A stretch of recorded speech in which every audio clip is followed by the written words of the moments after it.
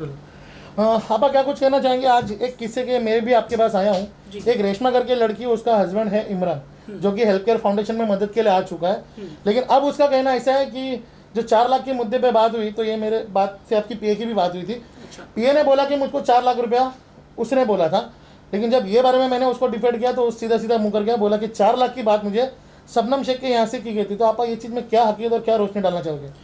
पहले तो अस्सलाम वालेकुम, नमस्कार, जय हिंद दोस्तों।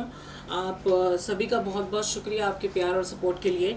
मैं इस केस में यही बताना चाहूँगी कि इस केस में कंप्लेनर जो है रेशमा है और उसका हस्बैंड इमरान।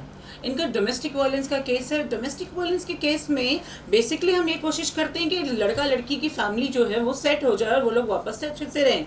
और इसमें मैं अपना ओपिनियन देके क्या करूँगी, जब लड़के की 4,000 रुपये की औकात नहीं होगी तो वो 4 लाख रुपए कहाँ से देगा। और अगर वो डिफर कर रहा है, ये चीज़ डिफर्मेशन डाल रहा है वो मेरे नाम पर या मेरे संस्था के नाम पर कि हेल्थ केयर ने बोला 4 लाख रुपए उस लड़की को देने के लिए, तो बेटा अगर आपके पास कोई प्रूफ है तो वो चीज़ को आप प्रूफ करो। और जहाँ तक बात है मेरी पर्सनली, तो मैं तो ये बोलूँगी जितना वो लड़की की शादी में खर्चा किया उसके माँ बाप ने वो भी भर के दो। उसको तुमने जितना यूज़ किया, तुम्हारे अगर अपनी सगी बहन का मैटर होता तो तुम लोग जो कर सकते थे वो सेम प्रोसीजर आप अपनी बीवी के लिए भी सोचो। तो तुमको 4 लाख रुपए हम क्यों बोलेंगे किसी को देने के लिए? एक सिंपल सी बात है कि अगर लड़का 4,000 रुपये कमाने की हैसियत नहीं रखता है तो क्या हम बेवकूफ़ बैठे हैं 15 साल से ये एनजीओ चला रहे हैं कि उसको 4 लाख रुपए देने बोलेंगे जो 4,000 रुपये की हैसियत नहीं रखता है? तो ये डिफर्मेशन ना डाले बिना किसी प्रूफ के, क्योंकि मैं छोड़ने वालों में से नहीं हूँ।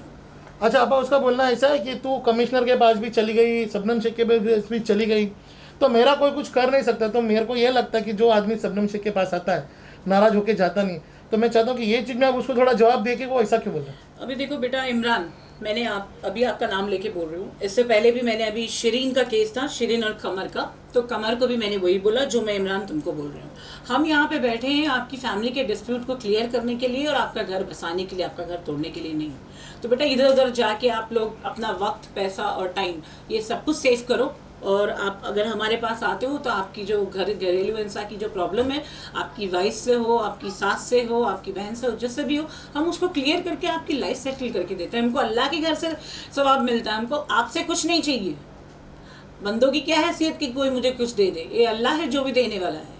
तो इसलिए एक जनरल एडवाइस हर मर्द के लिए, हर औरत के लिए जो मेरे पास आते हैं, जिनके पास कोई कंप्लेंट्स हैं, आपके अपोनेंट को हम जब बुलाते हैं तो हम बेसिकली आप लोग का सेटलमेंट करने के लिए बुलाते हैं, ना कि आपको परेशान करने के लिए। तो प्लीज़ दिमाग से ये निकाल दीजिए। और किसी सीनियर ने मुझे कहा था कि लोग आपके पास आने के लिए डरते हैं और ये वो वगैरह वगैरह। मुझे ये सारी चीज़ें फेक लगती है और फालतू बातें लगती है, क्योंकि मैं एकदम सिंपल और स्ट्रेट फॉरवर्ड इंसान हूँ कि येस, अगर आपका केस मेरे पास आया है, फॉर एन एग्जाम्पल अभी के इस केस की जो आपने बात की है शैलेश, जैसे कि रेशमा कंप्लेनर है, इसका कंप्लेन ये है कि इसको बहुत बुरी तरह मारा जाता है घर पे, इसको खाना पीना नहीं दिया जाता है, इसका दहेज का पूरा सामान रख लिया गया है और घर से निकाल दिया गया है। तो इन सूरतों में लड़कियां क्या करेंगी? लड़कियां सुसाइड कर भी मरना शुरू कर दें हिंदुस्तान में?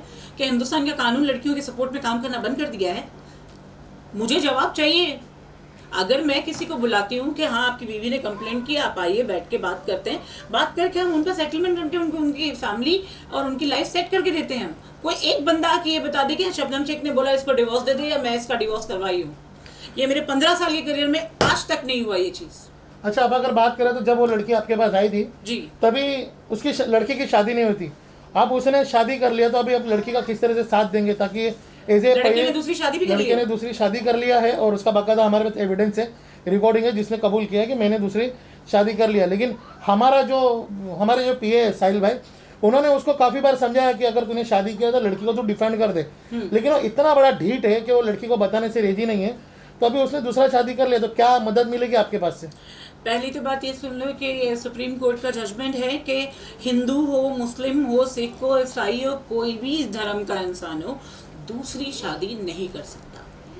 ठीक है?